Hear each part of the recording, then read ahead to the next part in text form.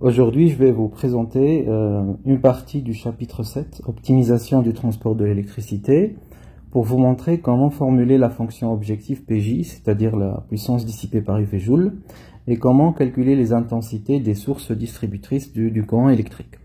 Donc on va voir ensemble cet exemple-là qui est affiché sur l'écran, où on voit bien sûr un petit réseau de distribution. On a bien sûr les sources qui sont ici, les éoliennes et une centrale hydroélectrique qui vont fonctionner ensemble pour fournir bien sûr un réseau de distribution d'électricité.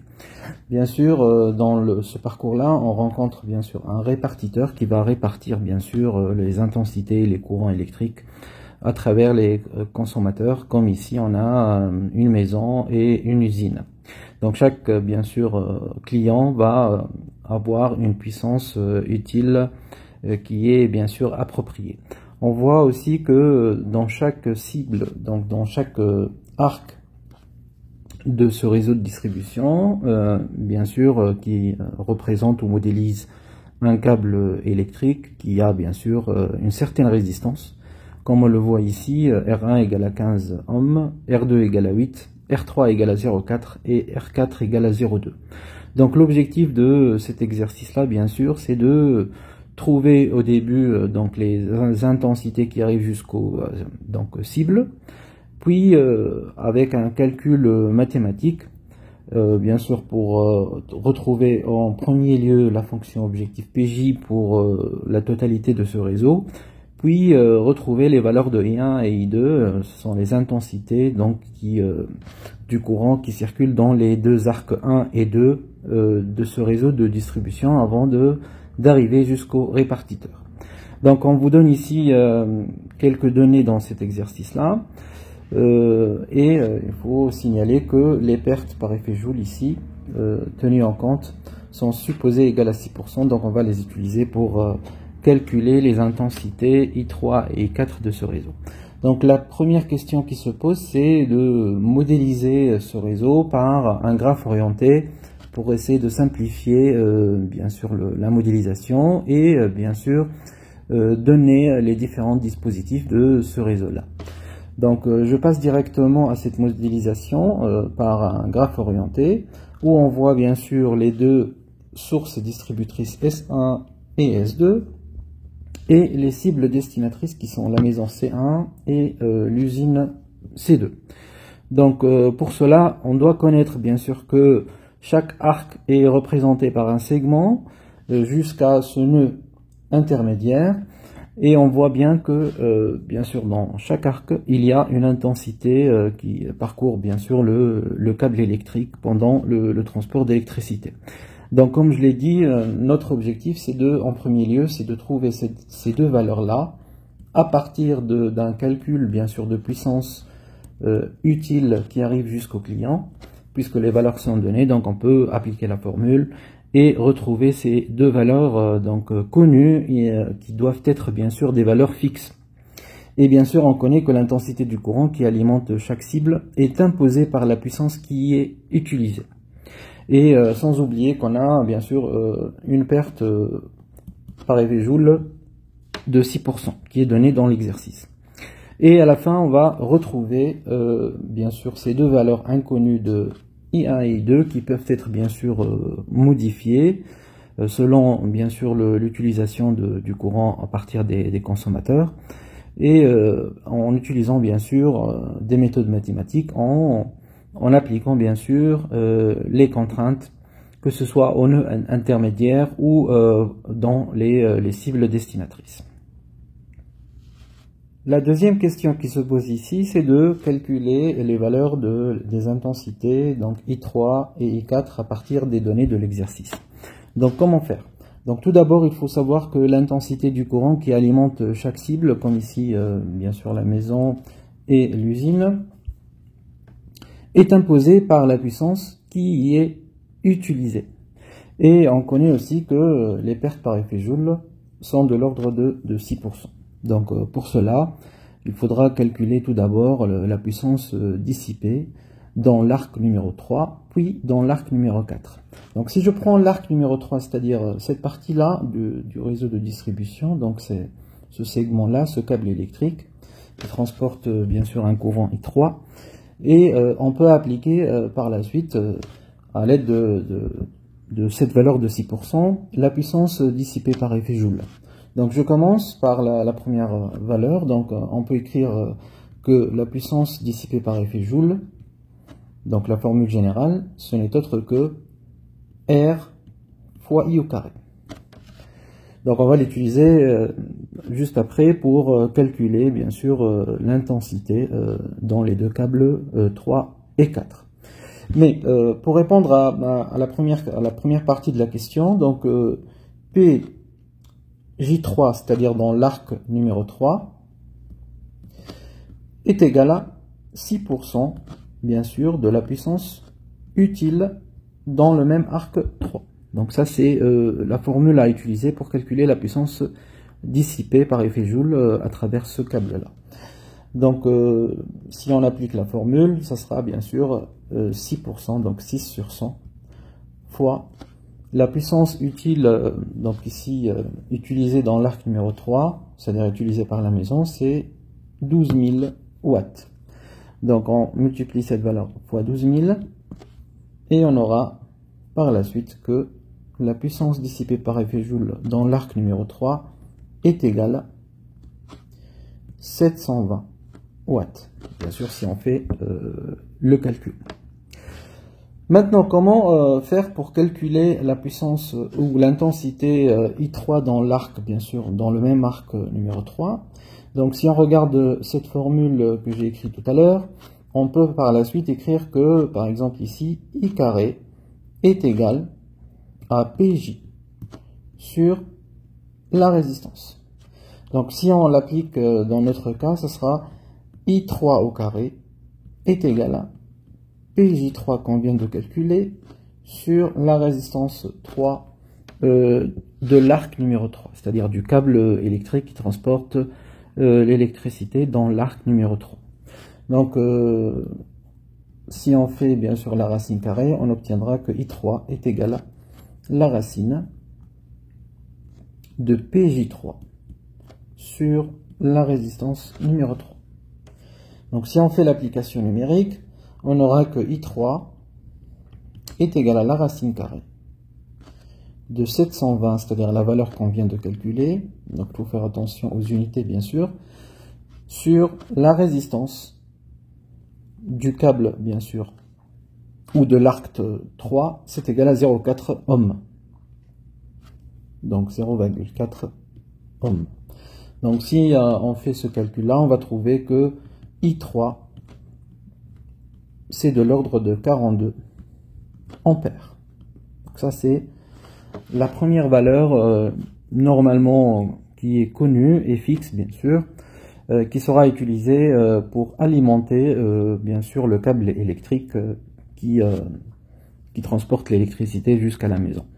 Donc si on fait de la même manière donc le même calcul dans l'arc numéro 4, donc on utilise bien sûr la même première formule, donc PJ4, la puissance dissipée par effet Joule dans l'arc numéro 4, c'est 6% de la puissance utile utilisée par l'usine. Donc qui est égal à 6 sur 100 fois, bien sûr, si on regarde la valeur dans l'énoncé, c'est une valeur de 36 000 watts. Donc si je multiplie bien sûr 6% fois 36 000 watts, on va retrouver une valeur de l'ordre de 2160 watts. Donc ça c'est la puissance dissipée par effet Joule dans l'arc numéro 4. Donc on va utiliser cette valeur-là pour calculer bien sûr l'intensité I4 dans cet arc-là. Donc si on reprend par analogie avec l'autre formule, donc utilisée dans la question précédente, donc I4 ce n'est autre que la racine carrée de PJ4 sur la résistance du câble R4. Donc est égal, si on fait l'application numérique, donc la valeur qu'on vient de calculer, 2160 watts, qui sera divisée par la résistance bien sûr R4 qui n'est autre que 0,2 ohms. Donc si on fait le calcul, donc ça va nous donner une valeur d'intensité I4, donc qui est égal à peu près 104 ohms. Donc ça c'est la deuxième valeur qui est calculée. Donc jusqu'à maintenant on a retrouvé bien sûr l'intensité I3 bien sûr qui passe à travers le câble 3 ou l'arc 3 et l'intensité I4 qui passe à travers l'arc 4. Donc à partir des questions précédentes, on vient de trouver les deux valeurs des intensités I3 et I4 qui sont bien sûr inconnues dans cet exercice-là. Et bien sûr, on va continuer jusqu'à retrouver les deux valeurs inconnues I1 et I2. Donc la question qui se pose maintenant, c'est d'appliquer bien sûr la contrainte sur les intensités au nœud intermédiaire, c'est-à-dire exactement dans le répartiteur. Donc dans ce cas-là, on doit bien sûr appliquer ce qu'on appelle la loi des nœuds, dans ce nœud bien sûr qui représente ici le répartiteur, et retrouver bien sûr la somme des deux valeurs inconnues, donc I1 et I2 des intensités. Donc on applique bien sûr la loi des nœuds. Donc qui nous dit que dans ce nœud N, donc qui représente bien sûr le répartiteur en réalité, donc la somme des intensités entrantes vers ce nœud-là est égale à la somme des intensités sortantes de ce nœud. Donc c'est-à-dire je peux écrire que I1 plus I2 est égal à I3 plus I4. Donc ça c'est la loi des nœuds appliquée bien sûr à ce graphe orienté qui représente bien sûr ce type de réseau de distribution d'électricité. Donc puisqu'on connaît les deux valeurs de I3 et I4, donc je peux dire que à partir bien sûr de cette formule qui représente la loi des nœuds, que I1 plus I2 est égal, donc bien sûr à partir des deux valeurs, donc je remplace I3 par sa valeur qui est égale à 42 ampères, plus I4 qui représente ici 104 ampères. Donc si on fait la somme, on va retrouver une valeur de 146 ampères. Donc ça c'est la première loi utilisée dans ce type d'exercice qui nous donne une idée sur au moins bien sûr la somme des deux valeurs inconnues qui représentent les intensités bien sûr des câbles électriques provenant des sources distributrices du courant. Donc on a I1 plus I2 est égal à 146 ampères. Donc ça c'est la réponse à la question qui nous dit qu'il faut bien sûr appliquer les contraintes sur les intensités au nœud intermédiaire.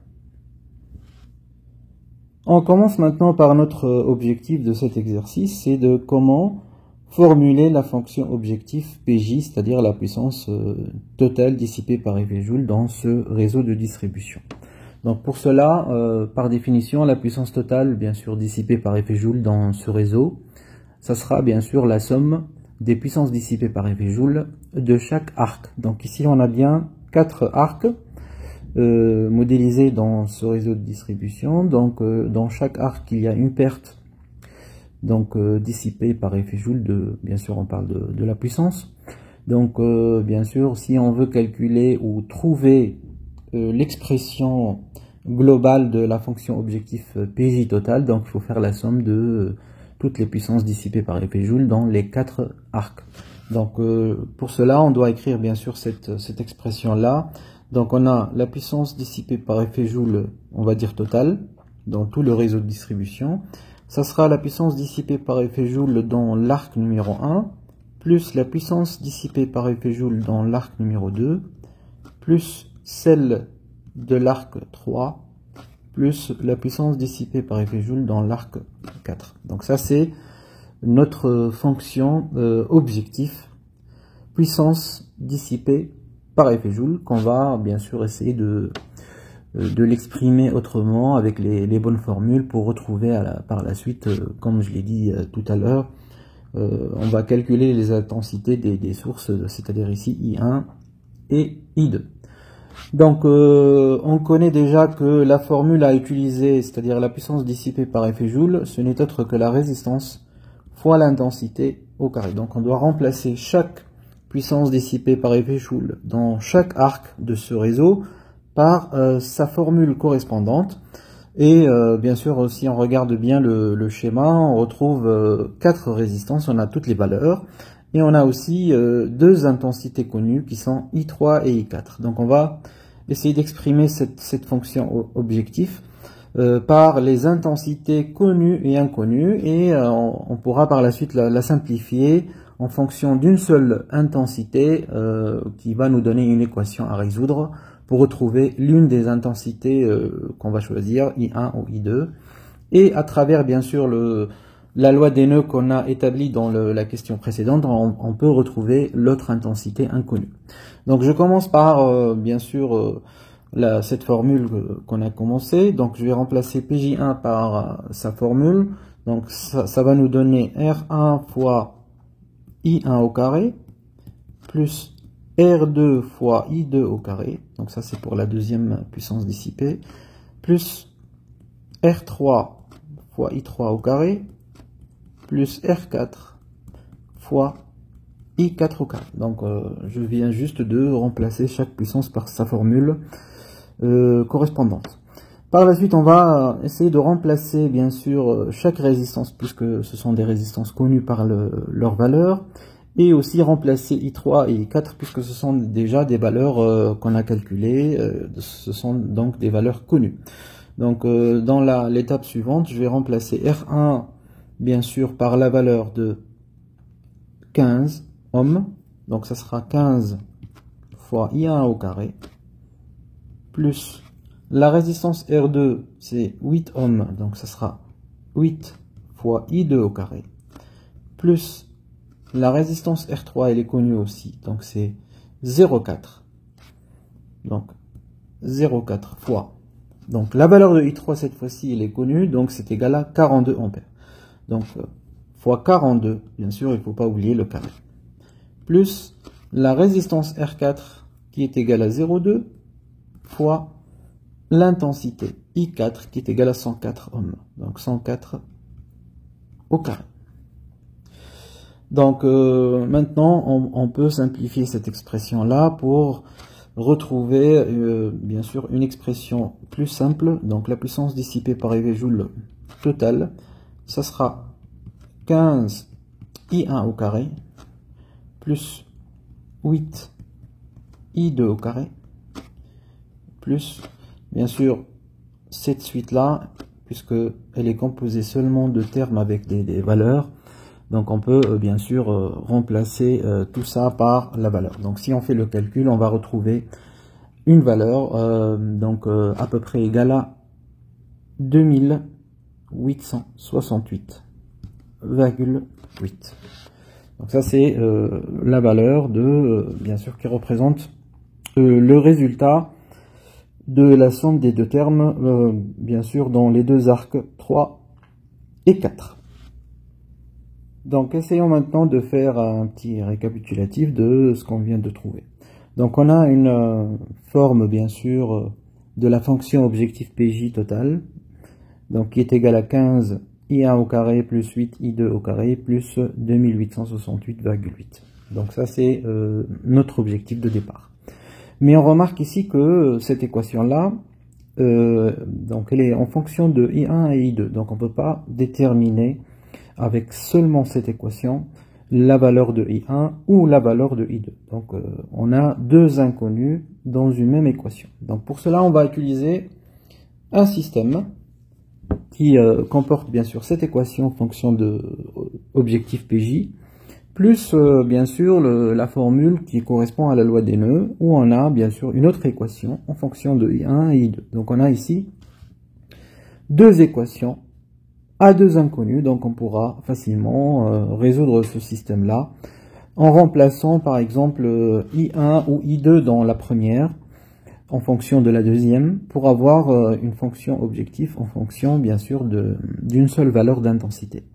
Puis bien sûr on pourra la simplifier, la modifier pour essayer de trouver la valeur de I1 par exemple. Donc je commence par le premier travail qu'on doit faire ici, c'est d'utiliser, bien sûr je vais les numéroter, donc ça c'est l'équation numéro 1 et l'équation numéro 2. Donc à partir de l'équation numéro 2, on peut bien sûr écrire que I2 est égal à 146 moins I1.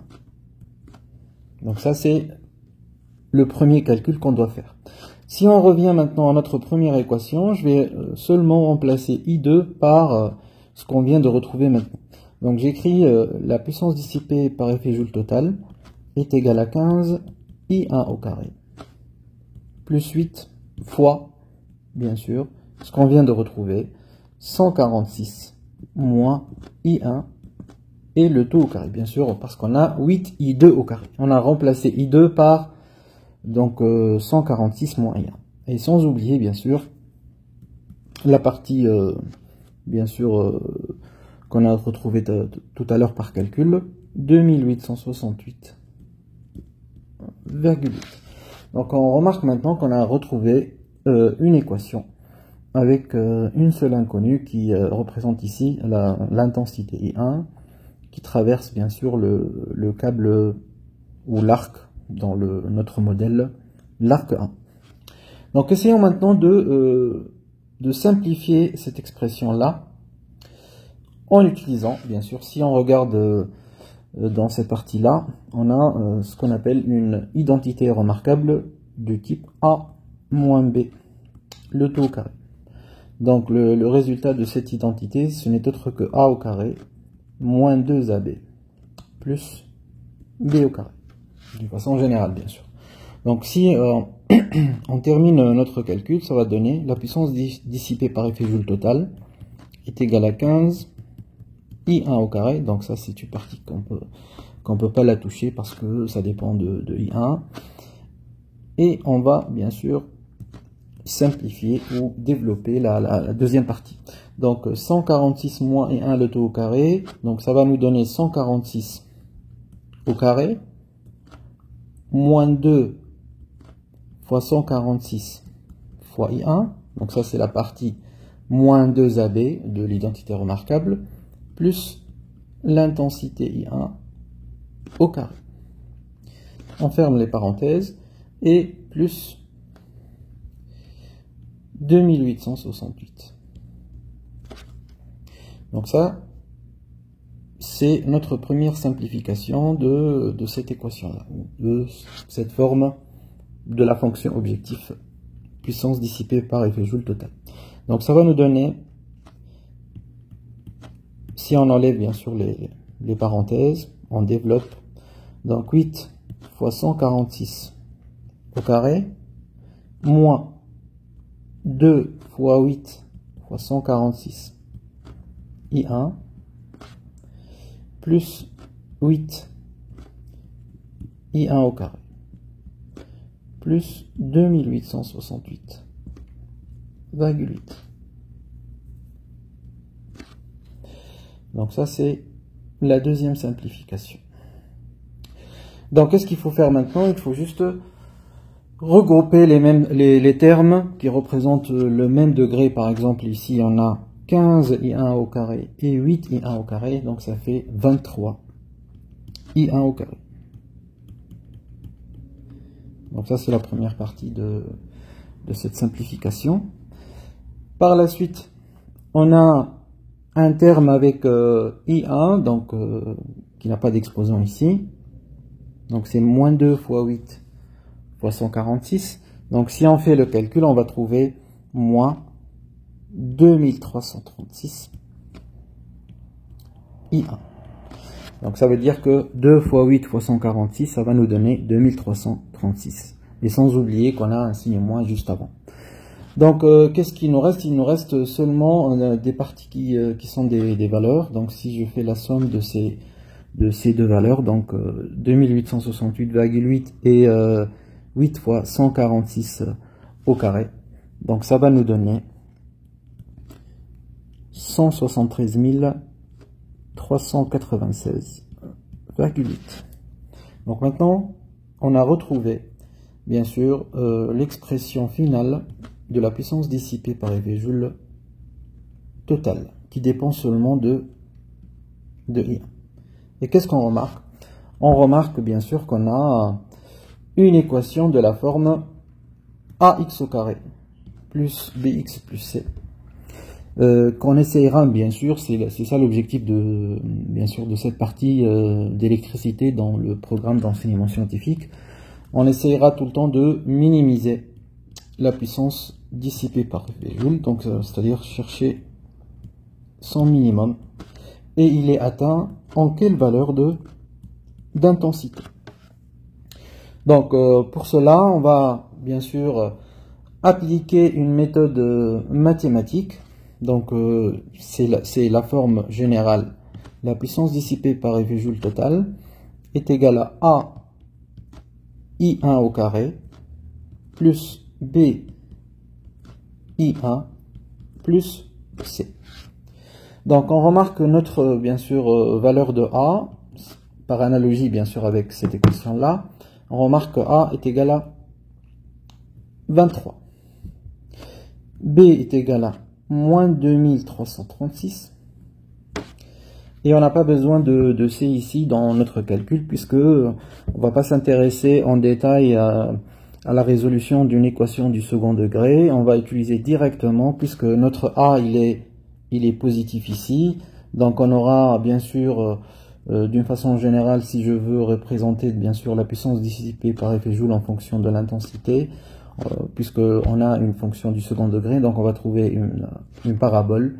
Et nous, ce qu'on veut, c'est de savoir quelle est la valeur de l'intensité exactement, en utilisant bien sûr la solution positive connue, qui n'est autre que bien sûr I est égal à moins B sur 2A. Donc dorénavant, lorsqu'on retrouve la forme finale, c'est-à-dire l'équation du second degré en fonction d'une seule intensité, on peut directement, parce que c'est notre objectif, c'est de minimiser les pertes par effet Joule, d'utiliser la formule directe, donc moins B sur 2A, bien sûr, il faut connaître quelle est la valeur de A et B avec cette forme bien déterminée. Donc il nous reste seulement à faire un petit calcul, c'est de faire l'application numérique bien sûr. Donc on a I1 qui est notre solution de cette équation, la solution bien sûr positive, puisque l'intensité est tout le temps positive. C'est moins B, donc puisque B est égal à moins 2336, donc c'est-à-dire que B est égal à 2336 sur 2A. Donc le 2 fois le A qui est égal à ici à 23. Donc ça sera 2336 sur 46. Donc bien sûr, si on fait le calcul, donc ça va nous donner une valeur qui est égale à 51 ampères.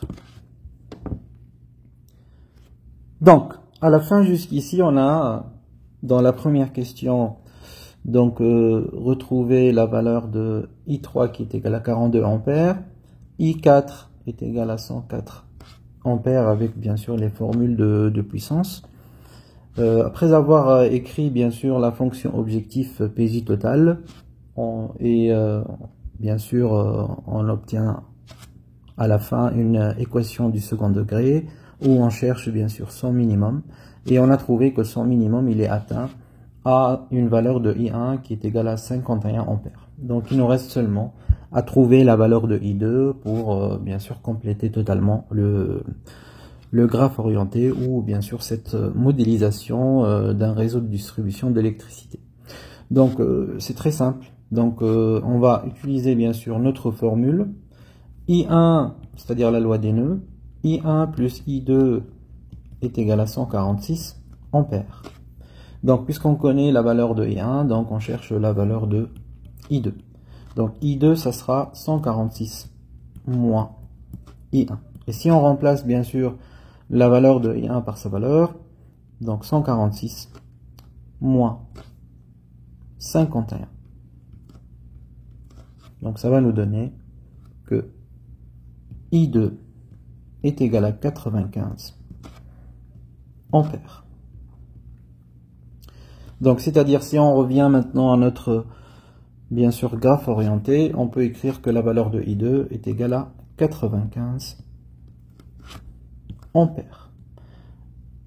Donc, je peux dire maintenant que notre graphe orienté, il est complet. On connaît les deux valeurs d'intensité qui circulent à travers les deux câbles électriques 1 et 2 qui sont bien sûr alimentés par le courant électrique des deux sources, l'éolienne et bien sûr la centrale hydroélectrique. Donc si on fait la somme, on va trouver que c'est égal à 146. Donc ce sont les deux intensités qui entrent vers le nœud qui est ici modélisé par le répartiteur, est égal à, bien sûr, si on applique la loi des nœuds, est égal à la somme des deux valeurs sortantes d'intensité I3 et I4 qui donnent bien sûr la même valeur de 146.